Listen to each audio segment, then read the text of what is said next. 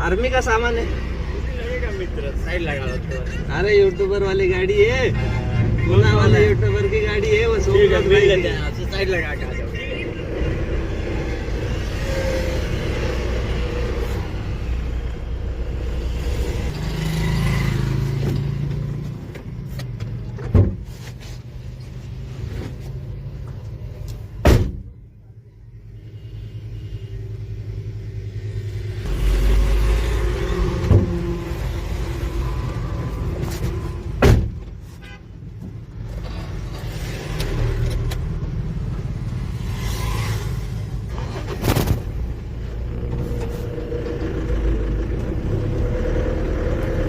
सोडलं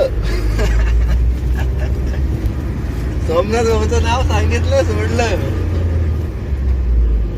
आणि सांगायचं तात्पर्य एवढंच की तुमच्याकडे पॉवर आहे.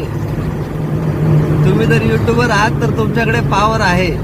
जेव्हा 5-5 लाख फॉलोअर्स असणारे युट्यूबर सरळ सरळ एंट्र्या वाटत जात आहेत, तर मग ड्रायव्हर भावांनी काय आदर्श घ्यावा?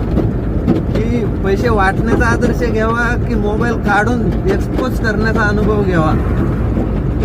ते मला थोडं खटकलं. मी आजचा ब्लॉग ज्यावेळेस पाहिला त्यावेळेस ते मला खटकलं की एवढा मोठा युट्यूबर आहे, तर त्याला बघून त्यांनी जर 10 जणांना विचारलं असतं, म्हणजे एक जरी पोलीसवाला एक्सपोज केला असता तरी 1000 वेळा तो व्हिडिओ शेअर झाला असता.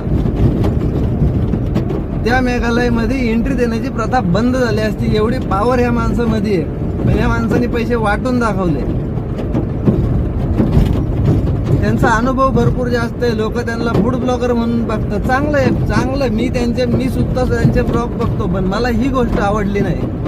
जर आम्ही एखाद्या पोलीसवाल्याला नडवू शकतो 2-2 हजार 2-4 हजार फॉलोअर्स मध्ये जर आम्ही एखाद्या पोलीसवाल्याला नडू शकतो, विरोध करू शकतो, तर 5 लाख सबस्क्रायबर असणारा युट्यूबर का नाही विरोध करू शकत? ह्याच्यातून शिकण्यासारखं काय आहे ते तुम्ही कमेंट करून सांगा मित्रांनो. आणि जर हे तुम्हाला वाटलं असेल तर त्या मोठ्या माणसाला नक्कीच टॅग करा जो आता मेघालयच्या ट्रिपवरती आहे, आणि समजू द्या काय चूक केली त्यांनी.